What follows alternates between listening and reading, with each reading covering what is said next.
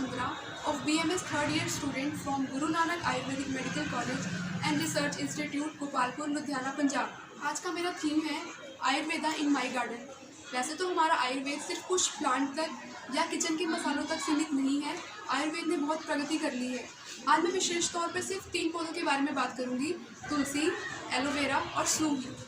बात करते हैं तुलसी के बारे में। आयुर्वेद ग्रंथों में तुलसी को बल्य कहा गया है, क्योंकि अगर आप नियमित रूप से इसका सेवन करते हैं तो ये आपको संक्रमण बीमारियों से बचाता है। जैसा कि हम आजकल देख रहे हैं कि मौसम में कई तरह के बदलाव हो रहे हैं।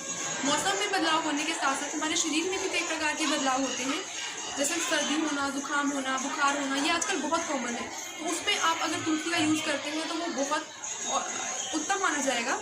जैसे अगर किसी के गले में दर्द हो रहा है, गले में खराश है, तो उसमें आप पानी में तुलसी का सोरस मिलाएं, हल्दी मिलाएं और सेंधा नमक मिलाकर गरारे करें। या फिर अगर कोई बुखार से परेशान है तो तुलसी का काढ़ा उसमें बहुत इफेक्टिव है।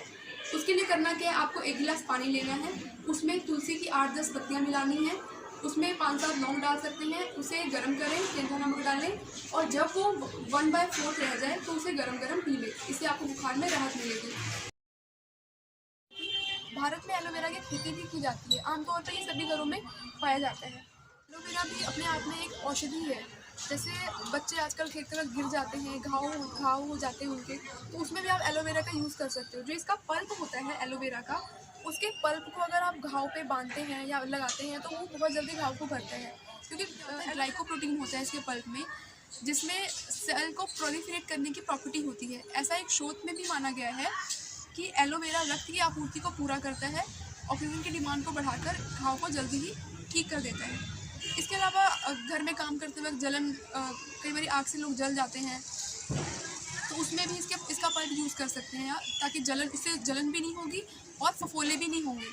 तीसरी चीज़ कि कई बार घाव जल्दी पकते नहीं हैं, तो उसमें भी आप एलोवेरा के पल्प को सज्जिक क्षार में मिला के और हरड़ का चूर्ण मिला के अगर घाव पे लगाते हैं तो वो घाव जल्दी पक जाता है और फूट भी जाता है।